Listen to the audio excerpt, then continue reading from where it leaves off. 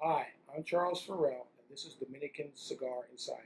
Today we're in the small town of Caberte at Casa De Tabaquería, 1844, with the proprietor Edgar Sued, to talk about his shop, one of the most unique shops in the Dominican Republic, but certainly in Cabarete.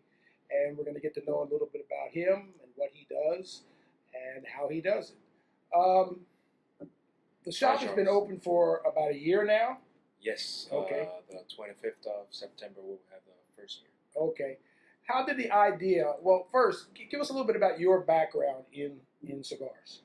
Well, in 2013, I started with Chico Rivas, his manufacturer. Started over there just learning and getting into a little bit of the tobacco world.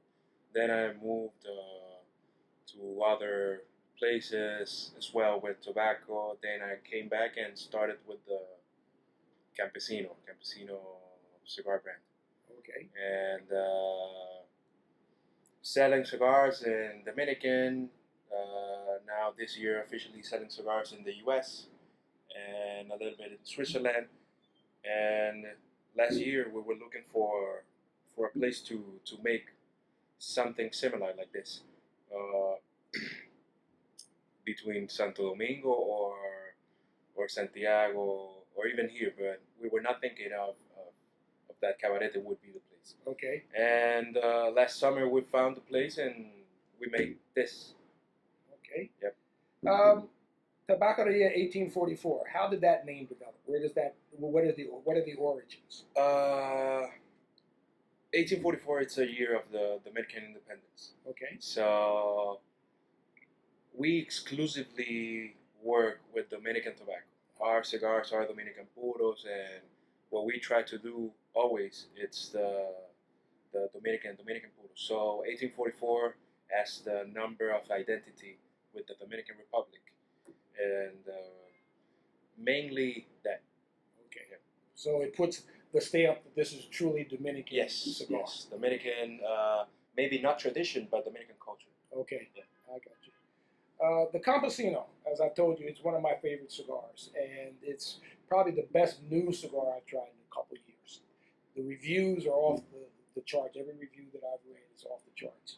Um, what do you, how do you see that? Why is it such a good cigar? Uh, First of all, I guess the consistency. Mm-hmm.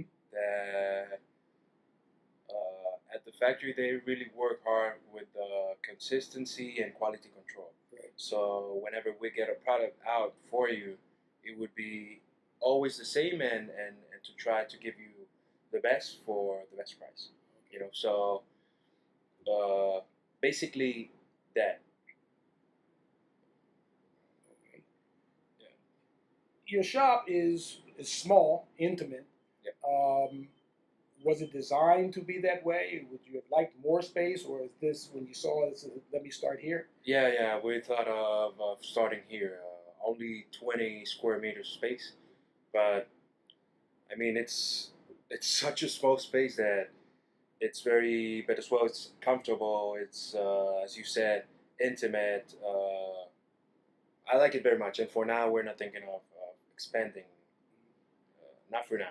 Not for Okay. now.